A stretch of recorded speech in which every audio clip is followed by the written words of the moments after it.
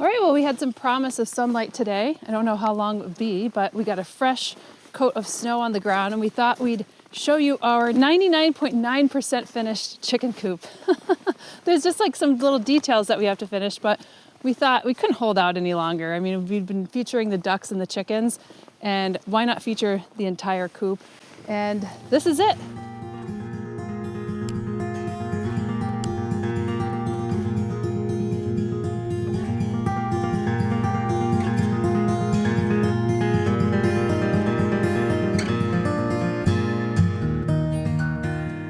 It's taken us about 6 months on and off. We haven't been working on it every single day.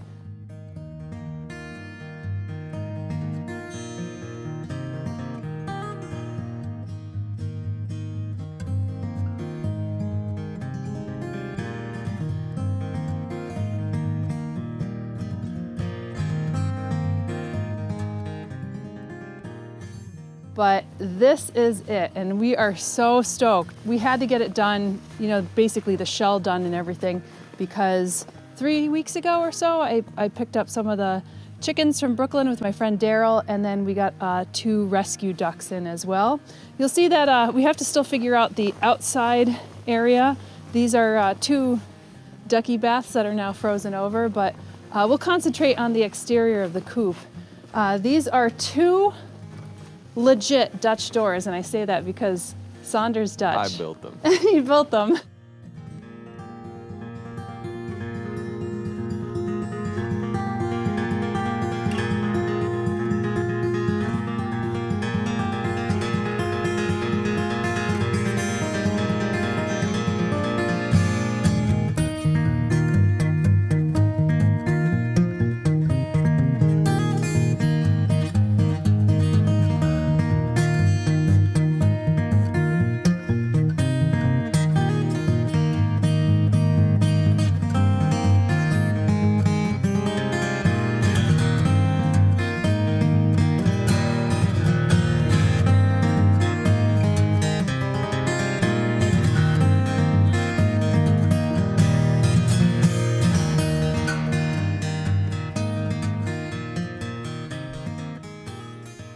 This is 2 double doors that basically open out, and you could open up the tops of these and the bottoms as well. But which is nice, because then you can get something bigger in here, like a wheelbarrow. Yes. UTV potentially. Exactly. So, you know, what's great about this is that I could open up the top, but I can't open up the doors from the outside. I'll show you how we'll open them up from the inside. I already started getting our Christmas decorations on. We'll give you a full tour when it's decked out with Christmas decorations. You'll start to see little drips and drabs of it.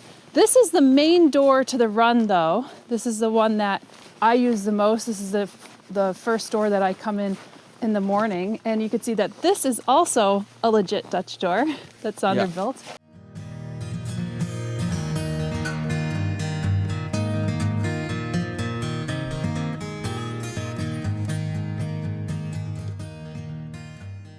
So, you know, I could open up this top.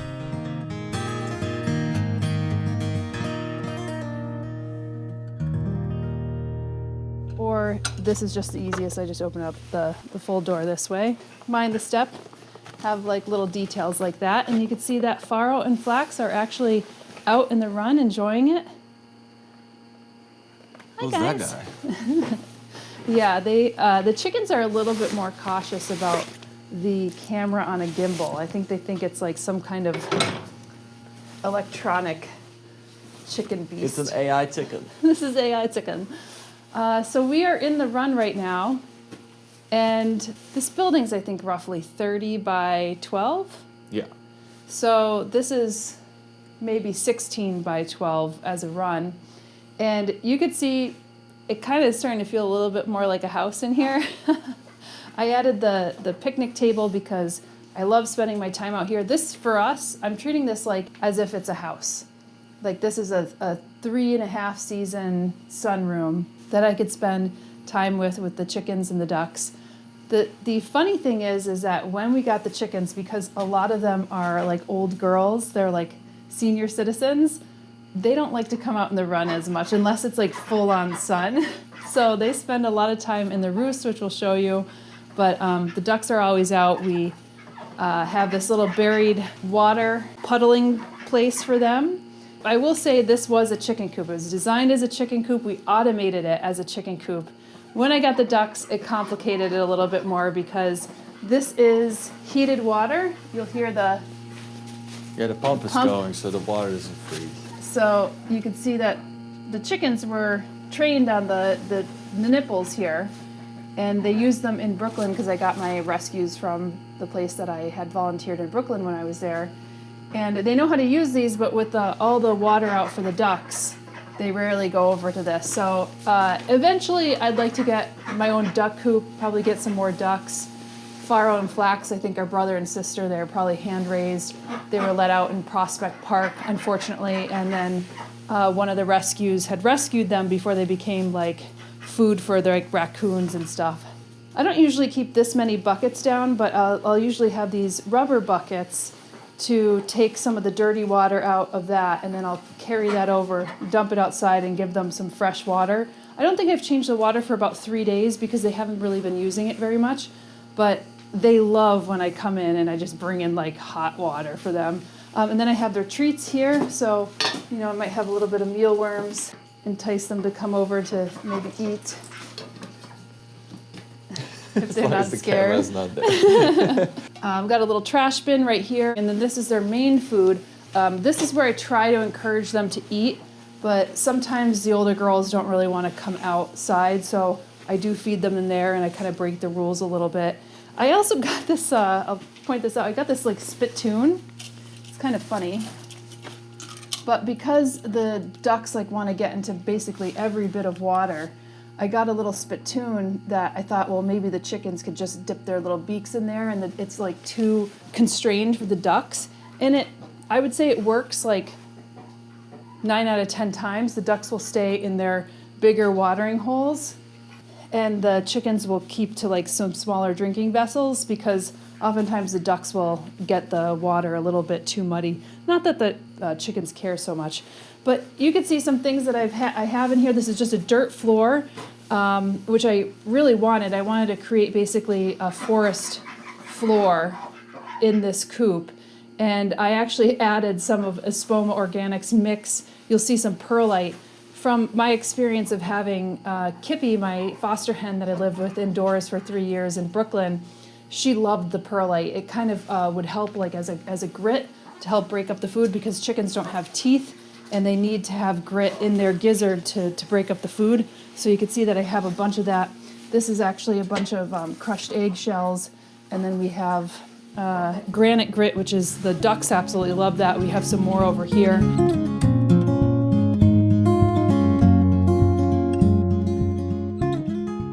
And then this area, we have this bucket bench, and I've always observed that the chickens love taking dust baths, but they like to do it in a more protected space. So you'll see that I have a cardboard box under here. They love sleeping in there. I have a towel up right now because when the ducks splash, it prevents the water from actually hitting the chickens if the chickens are there. So it's like a splash screen. And then this bucket bench, it's not only a great place for me to like sit or if I'm like working on something right here or getting the food ready, but you could see there's divots already, and they really like to take dust baths around this area. And I try to keep this area really dusty, and then that area is a little bit wetter because of the ducks.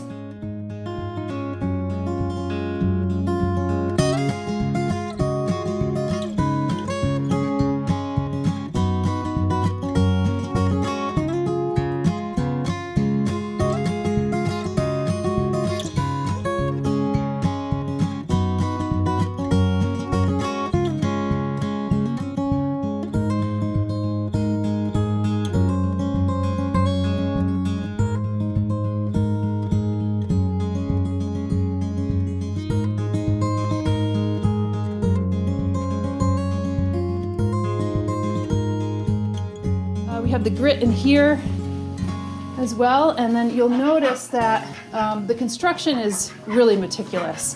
Sonder is obviously a really meticulous person. With the run, we actually set the trusses. I loved this particular color with this particular red. Actually, the red is a custom color that we based it off of because we just wanted to get it right. And I love the way it looks, particularly in the snow, but it also looks great against the green trees in the spring, summer, and then the changing colors in the fall. And then we have this automatic door, and we just installed this ramp.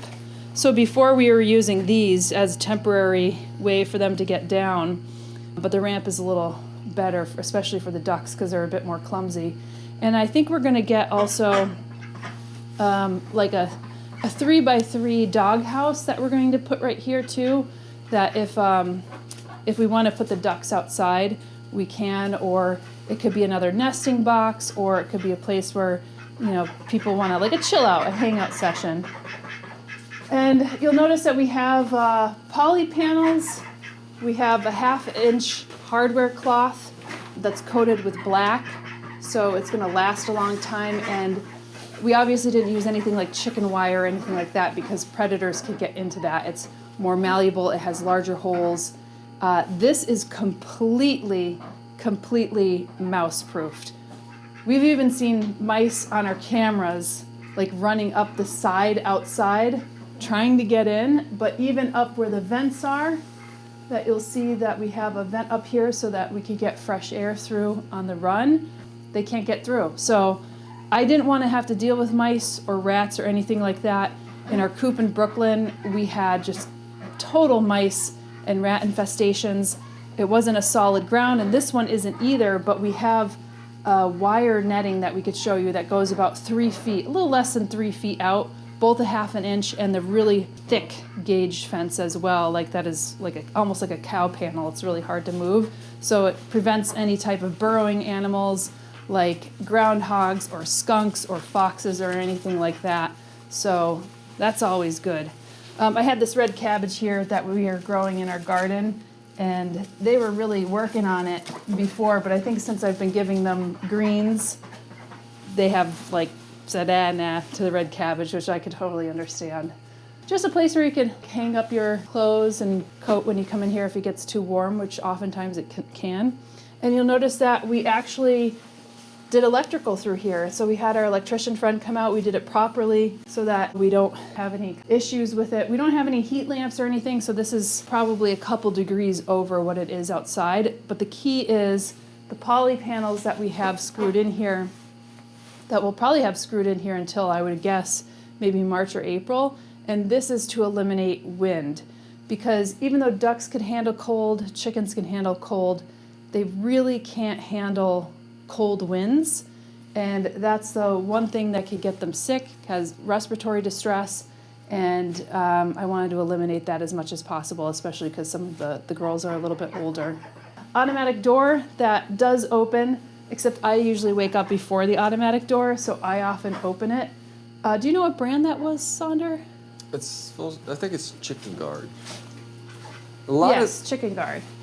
A lot of the inspiration for this coop comes from Carolina Coops, because they are, in my opinion, one of the best chicken coop builders in the world, probably. They figured out a lot of things. They figured out a lot of things. We use that as inspiration. Sonder really based this coop off of their Craftsman coop, and then we made some modifications. You'll see that oftentimes, like, you would just see wire exposed, so they would just screw in the wire, but we have it all finished with extra boards and trim, so it looks a bit more finished. So we really appreciate the fact that like Carolina Coops gives so much information online and really helped us come up with the structure of this. Yeah, and they do have products as well. Like they sell that water bar, which we got from them. Yes, which we bought the water bar from them. They have some of these dowels. Right here, these dowels. That keep the window open. And they're really nice heavy-duty metal dowels as well. Yeah, they deserve a shout out because they absolutely came up with a lot of things through trial and error that we don't have to do, and therefore we can already have a lot figured out. It was really funny because like we liked the Craftsman style coop, and as we started painting this, Sonder's like, wow, it really has a kind of a Japanese element. Like you see some of those like red, gray buildings in Japan. And so we took inspiration from that as well, and then we kind of did just these like little trim details, which probably no one would ever notice. Well, it takes a lot of time to do that. Yeah, exactly. But just ones that you would see, we'd see these on kind of Japanese buildings where they'd have a little bit more of an extended top. So it's just those little fine touches that I really enjoy, and that makes me feel like, hey, this is something that I want to, keep clean, and I like to keep my coops clean. I don't really practice. We'll go over in the roost area, but I don't really practice the deep litter method, and I'll tell you a little bit more why. But we have planted some trees in here. This is one of the lace leaf filigree Acer palmatums. I do not know if this will survive, so this is just really for us an experiment. So we have to still put we're still getting some of the metal. You'll notice that we have standing seam up here, and we didn't know the sizes of the nest box, so we're gonna be picking that up this coming week. So we'll have to still finish that. But this is actually the nest box, and again, this is a kind of an inspiration from Carolina Coops. So we have these safety guards on here as well. That allows... Yeah, because raccoons can figure out how to open up latches. Absolutely. So we haven't had to do this because since we've gotten the girls, we haven't had one single egg. But that's what happens when you have you move retired girls in winter months. But you never know. So it's a little clogged up in there. Yeah, it is, and it's partially because some of the girls had been trained when they were young to sleep in the nest box. And some of them actually do. You might have to clean that out. I'm not sure if it's going to close. No, it's closing. So that's how that works. But again, we did board and batten style. We have some outdoor ability to use the electric, which is great. And then these stairs are temporary because you could see that there is a massive drop off with this coop. And eventually what we'd like to do is build another slightly larger building off of this that we could heat, and then we could bring the diamond doves, our rescue diamond doves, in a little small section of that, and then have it more as like a mud room and a break room that we could use for ourselves, maybe have a little cabin. I'm not quite sure. That's down the line, but we at least wanted to build this so that I'm not slipping, because this was a pretty heavy drop off. And I will say that this is a door that we bought, but Sonder modified it. And so it only had 2 panels. It was a craftsman style door, but he modified it with the lights in the windows.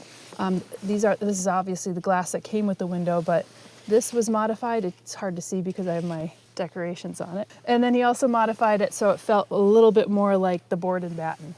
Yeah, these doors, the modern doors are good. Like, they have a lot of square details like this. But then all of a sudden they move to like this fake plastic inserts with like fake with wood fake grain. wood grain, yeah. That's not very detailed at all, or all kinds of chamfered edges, and it just looks so strange compared to the rest of the door. It's like not the correct style. No, not at all. And it actually turned out to be a lot easier to modify it. Well, making like a door from scratch is a lot of work. It's a lot of work. So if I can modify one, that's easier. I will mention that we have a knob. Yeah, like not a handle that you push down or that you push in or whatever, because we are a little scared of bears that be able to just they will learn how to use a handle. Or even a raccoon could probably figure out how to. Yeah, probably. You'd have to use a little bit more force. But you also have a lock, so. We lock this every night. But also we don't want anything like kind of gripping the handle. So welcome in to the roost area. So the first thing you might notice is that all the chickens are in here. Because they're playing bingo, they're retired. Yeah, they're retired and they want to be as warm as possible. They're like, please close that door. And they Except now they do. Yeah, they like to pick on leche, unfortunately. I don't know what it is about the ducks, but the white chicken, they do not like the white chicken so much. All right, so I'm going to close this. And the first thing you'll notice is that I didn't actually want wood on the walls or on the floors. And the reason for that is it's really hard to clean. And we had a situation in Brooklyn where we had so many, like a mite infestation on the girls. It is so difficult to clean and to get the mites out, because the mites could live in the wood, they might stay on the roost poles and that type of stuff. And it's easier to clean the roost poles if they're mobile, but it's really hard to clean the walls and the floor of the coop. So what we actually did was build this like a regular house. This is framed. It has really great waterproof insulation. We used rock wool, zip sheeting on the outside, a proper rain barrier and rain drainage, and then on the inside, you did red guard, which actually prevents any water from coming in. You have to think about this as like a giant shower. Yeah, Because this is like it's a concrete overlay on top of concrete board, which you'd usually use in the shower. Or you could use in the shower. And it's completely waterproof because it goes from the walls to the floor. So yeah, this is, technically you could clean this all out and like pressure wash it. The chicken's walk-in shower. But that's the idea. Like if I had to take off all the Sani-Care from the floor and I could just do a pressure wash, or I could wash the walls, or ideally, there's no water coming up from the ground, because sometimes that could happen too. Yeah, that's another thing. The benefit, I guess, that you get is it protects the moisture from coming up, although you're kind of high up on the... Yeah, but it happens. Like sometimes groundhogs would get under, like in one of our other buildings, a groundhog must have got under, chewed the vapor barrier, and then we see liquid come up from the concrete if it doesn't have like that red guard. So if I had to really dig down, and this is actually, it's better to dig down here because you'll be able to see that this is the same color and the same finish as this.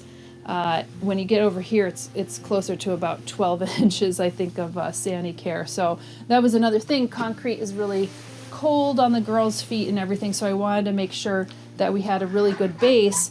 And you may be asking what I use, and we've used this in Brooklyn, and it's great. And actually, they're the sponsor of the video. You'll see that they've sponsored a lot with the soil, but Espoma Organic actually makes this premium hardwood bedding called Sani-Care, and I swear by this. I know a lot of people say they use hemp bedding and everything like that, but this is absolutely dust-free. It's not sawdust, because we have sawdust and it's a little dustier, it's a little lightweight, I think, because a lot of the wood that we use is softwood, but this is hardwood bedding, and it may come in like slightly different shades depending on the wood that you're using, but it cleans like kitty litter. Find a big turd. If I could find a big turd. Well, these are little turds.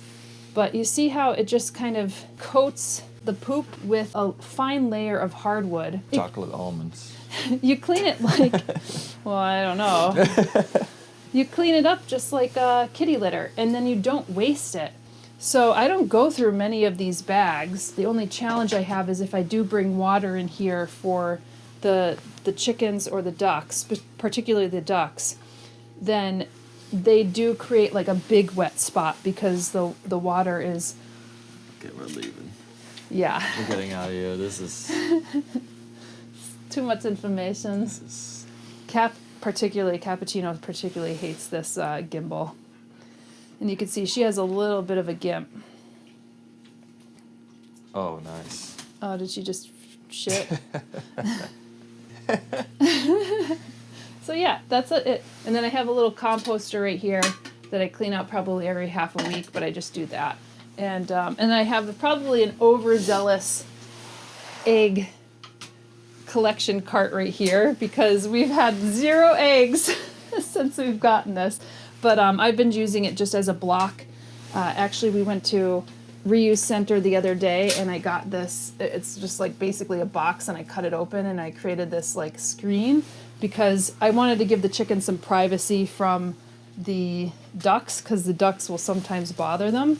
So then I just fold this up at night, or I use it for when they sleep. Got a little vessel here with rice holes. So I use the rice holes oftentimes just to top into their sleeping areas. So let's move that. This is a little unfinished because eventually we're going to have a fold-out desk here so that I could work. And this is part of the reason why I don't use the deep litter method. I wanted to have an area where I could come into the roost area because I really like spending time with the chickens. So you notice that the run is really accessible, that it feels like a house. That this area also, I was like, this is the size of a, what is this? This is mainly maybe 8 by 12. This is a perfect bedroom size. Like, this is a nice little small bedroom in an apartment. And we have the beautiful walls, and we have you know, the wood finishing up here, some artwork on the walls, which I'm still working on, figuring out the right artwork. But if we have a fold-out desk here, we could fold it up so the girls are not sleeping and pooping on it. But then I could fold it down to use it to, if I'm inspecting the girls, if I want to work on my computer. We have electrical outlets right here and Wi-Fi. So I could even get the internet out here and work. You can upload YouTube videos right I could here. upload our YouTube videos right from here the Coop. as I'm editing from the Coop. It's pretty amazing. And this coop doesn't smell. It smells like a little bit in the morning, especially with the ducks in here. But the chickens, oh my God, it was so easy to take care of. I had the chickens before I had the ducks, and you know, cleaning up their poop is like a cinch. The ducks, they're a little bit more overzealous with their poops. So, but you'll notice I have a lot of baskets. I originally had this cardboard box for the ducks to sleep in because I figured they would like that. But what I found out is that Louise, who's our like big kind of broiler chicken, she doesn't like to sleep up on the roosts, and these are only temporary. This is one of the sawhorses that I got from the auction, and we haven't built the whole roost system yet, so you're not really seeing the completed version. We'll show you that in maybe a few weeks or a month or so. So what are you thinking for that? You have some kind of platform here, and then you have some ramp up here. Yeah, so I think we'll have this works actually quite well. I like the look of it too, but I think we should do a ramp on this side. And then we are thinking about having a ramp up, and we want to have something like a 2x4 because the girls don't like to have anything too thin. And what I've also noticed, and you know, I haven't seen anybody talk about this, a lot of the girls as they get older, and maybe people just haven't had chickens that got too old, they really don't like to sit on roosts. They like to lay. They like to be in almost like cat beds, which is why I have so many beds here. Louise has a really hard time even getting up onto a roost. She's so heavy, and she sleeps here every single night. And then I have usually 2 bags of Sani-Care, and I'll put that here so that, because one time the ducks tried to get into her bed, or I'll use this, and you know, we have cameras on them so we could see what happens, and I'll put this down to kind of block the ducks. So ducks are semi-nocturnal, so they get up in the middle of the night and they could cause a little bit of a ruckus. So we have the baskets here. The ducks usually sleep in the baskets, or sometimes they sleep under here. And then 2 of our small girls actually sleep in the nest boxes. That's including Makia. Cue the bird right now. Speaking of the small bird. So she's never slept on a roost. And I think it's because the people who had her initially, she'll be on the roost during the day for safety, but she won't sleep on it at night. With her sister, they usually sleep in this box. And I think that they've just always been trained, so it's hard to break that, given that they're probably around 3 or 4 years old now. So we have just temporary things right here for them to hop up on. I will get one of those, I'll modify a cat tree, because I have a sneaking suspicion that those girls are just going to prefer to sleep on a wider platform. And so we'll have a cat tree that they could choose to sleep in little baskets, and then we'll build a roost post, a 2x4 roost post around that, and we'll probably maybe even circle around here. We only have 5 chickens right now, but we built this for about 20 chickens. And like I said, they spend a lot of time in this area, but I don't really blame them. But this is our nest box area. This will be my chair.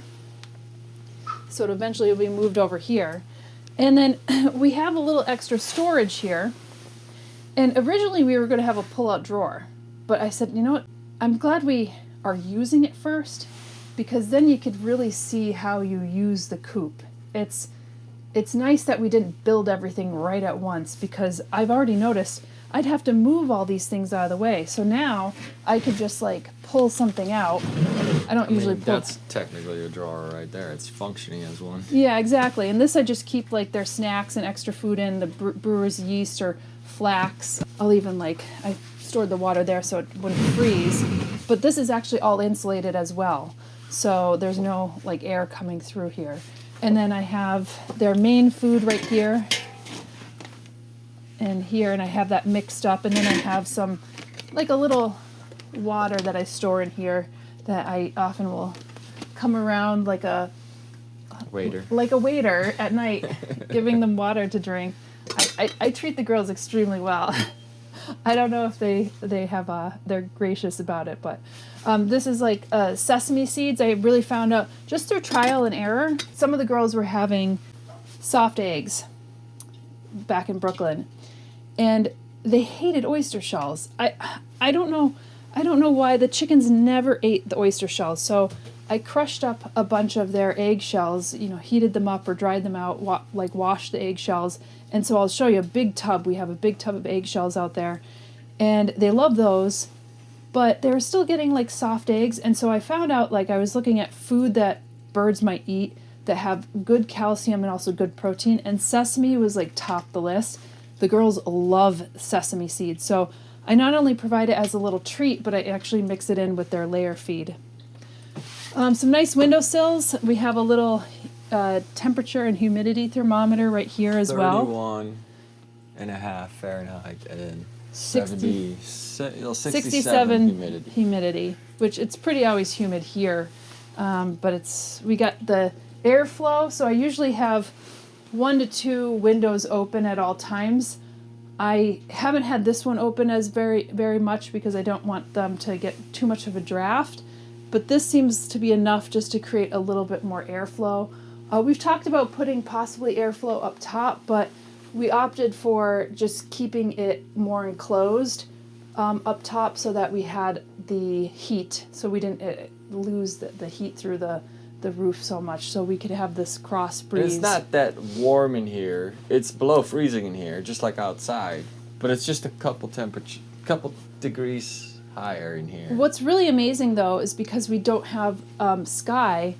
Like I came in here, it was 21 degrees I think this morning Fahrenheit. The water isn't frozen in here, which is pretty amazing. So it could be, even though it could be below freezing in here like it is now, the water doesn't freeze. You'll see that blue water wasn't frozen. This isn't frozen. I had the duck waters in here. That they usually put a duck watering thing right here in before the evening.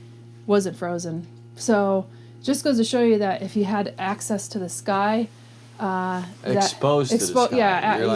exposure to the sky, then you would have, it might freeze.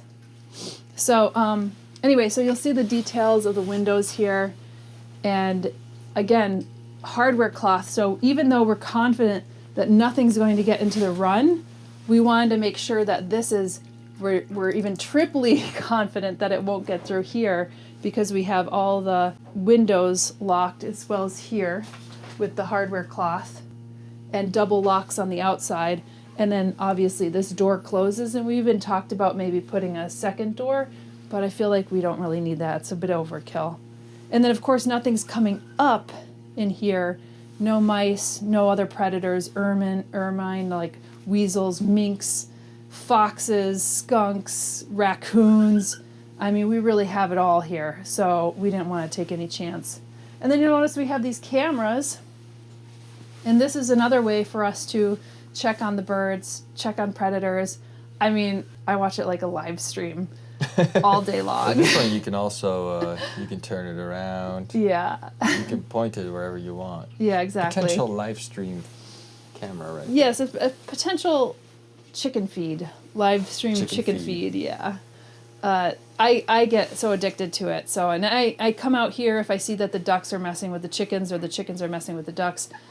Kitty in particular, the white and black one, the ducks are so afraid of her, and she's really mean to the ducks. So even though she's kind of more of a bottom hen, but the ducks have a social structure as well, and they don't have any other ducks within their troop. So I think they're using the chickens as part of their social structure. That's Leche. Nice boots. Hey, good boots. So yeah, we'll take you through this when we're like completely finished with it, but it's really nice to just get a sense and to feel for the coop and how you're using it, how the girls are using it. Like I mentioned, I don't think I'm going to be removing that box because Louise uses it. Like that's where she sleeps every night. So you wouldn't really, I don't want to force them onto the roost if that's not where they're comfortable. And I'm all about like comfort right now for these ladies.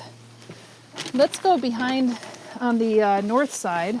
So here's some more roofs that we need for this, but Sonder did a bang-up job. Yeah, this is part of what we need. Yeah. We just got to order the right size. So this is the corner piece here, and then there will be a drip edge, and then your standing seam metal, and then another piece at the top there. But this is where the water is, and it's got a lid that can open up like this. And you can see it's insulated. And it's insulated, so I just noticed the lights flickered, and it means that this pump went on. Yep, to just keep it moving. And the heater turned on. Yeah. And then there's a pump that keeps the water moving. Credits to Carolina Coops that figured all this out. Now, typically they just have this on the outside and they don't build a box around it, but oftentimes they're in warmer climates. Although North Carolina, they're based in North Carolina. They used to be in the Finger Lakes, by the way. But in North Carolina, they don't get as cold. They're like a zone 7, but they still can get cold. And we just didn't want to use that much electricity. I mean, I could tell you why they don't put it in a box. It's a lot of work. It takes 3 days to build it. Yeah, this With box. the doors and everything. And not only that, it weighs like a ton. And it's really heavy. It's so heavy. It required the 2 of us to like really hoist it and lift it in there. But it's also on a platform. So this platform is just sitting on stone. But what I've done is I put these T-posts in here so that if this ever sinks, I can actually unscrew the T-post, lift it up, and then screw it in there again to make it level again. Here's where you can see the pipes coming out. Yeah. That go to the water bar. They're protected so that nothing can chew them. They're also insulated so that on the way to the water bar, the water stays a little warmer. Absolutely. And you'll notice that, again, it's all in the details. Sonder painted these black, and we have these black edging. We just didn't really want to see any wires. We do it also with the renovations on our house too. We don't want to see any of the kind of like wires too much. It's very distracting. The temperature sensor for the pump is up there. There's an outlet underneath. The left outlet is for the future Christmas lights. Yes, which you got to put up soon. The pump, the wire runs through the walls and comes out there and plugs right in, so that you can still access it and it still reads the outside temperature. But well, while we're up here, I will say that we've tried to keep this coop under 20K, which we've been pretty successful of, but we didn't actually put gutters. That would maybe put us a little over the top. But what we did alternatively is that you'll notice under the snow is that we have, again, this is where the barrier comes. So we have 2 layers of fencing. You can see a little bit of it here.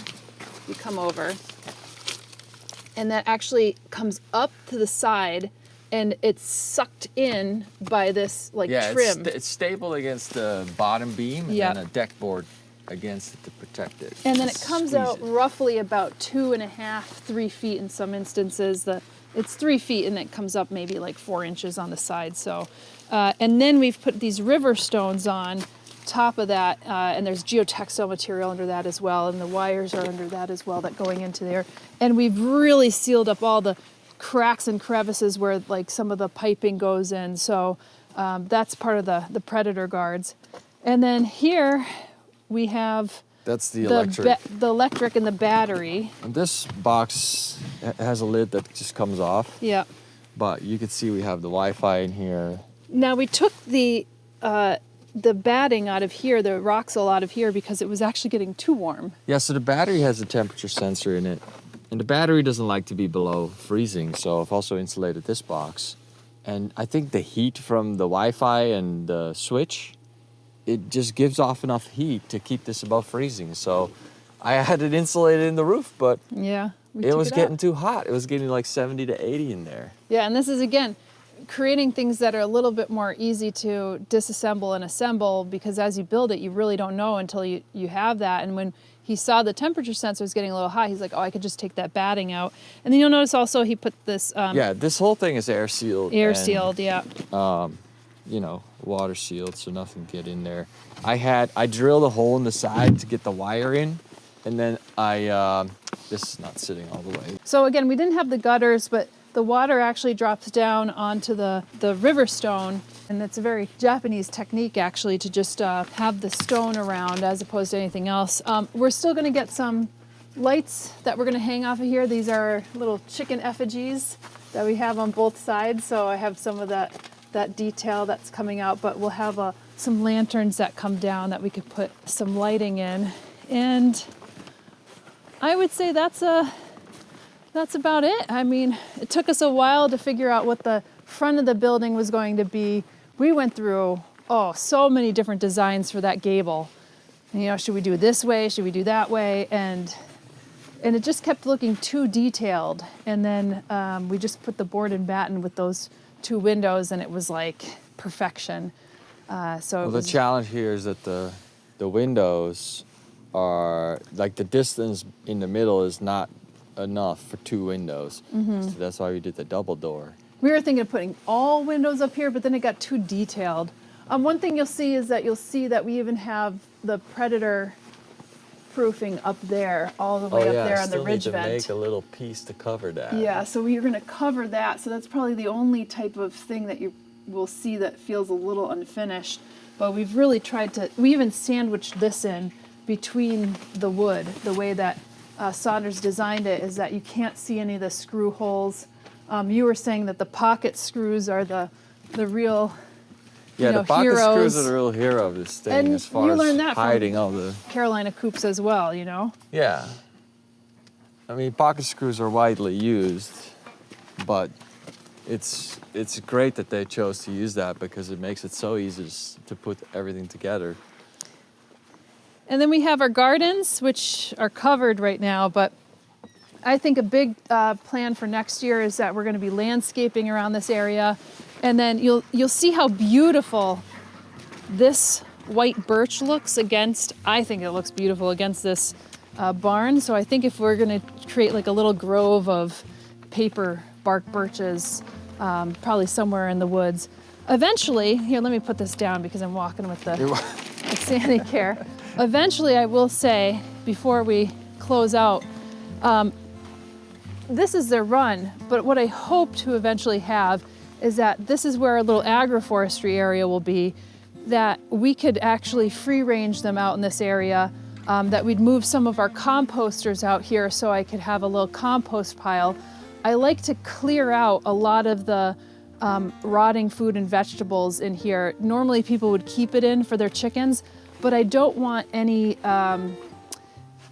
fungal buildup because aspergillosis is a mold that could come if you keep this too wet, and it could really affect ducks and chickens. So I'd rather try to keep this relatively dry and mold free. And so if we could get them to free range, have a little agroforestry area, eventually maybe having a duck coop that could be separate from the chicken coop, because I think it'll be easier to, a lot of people keep their ducks together with their chickens, and I think we can manage it. But if I get any more ducks, I think it's going to be a bit more of a challenge. So that will be great because this is a relatively wide open area. We could do a little bit more landscaping and we could do a little bit more predator guards. We also did buy electric fencing that we could put around here as well. But from the cameras, we haven't seen any animal activity out here. I saw some bunny feet, but when we were first building the building, we saw some raccoon paws, but we haven't seen any animals kind of skulking around the building other than like a little mouse trying to climb up the side of the window. So we're pretty good for now, so we're gonna keep it off, but that's also another option, is to put some electric fencing just on the outside, just to give a little shock to the system, to any animal trying to come in there, because we don't even want the animals to get frightened too much. We'd rather them feel very safe and comfortable out here. But that's our coop. You'll be seeing a lot more of it in the coming videos. And when we're finished with all the Christmas decorations, we'll show you what that looks like as well. All right, later.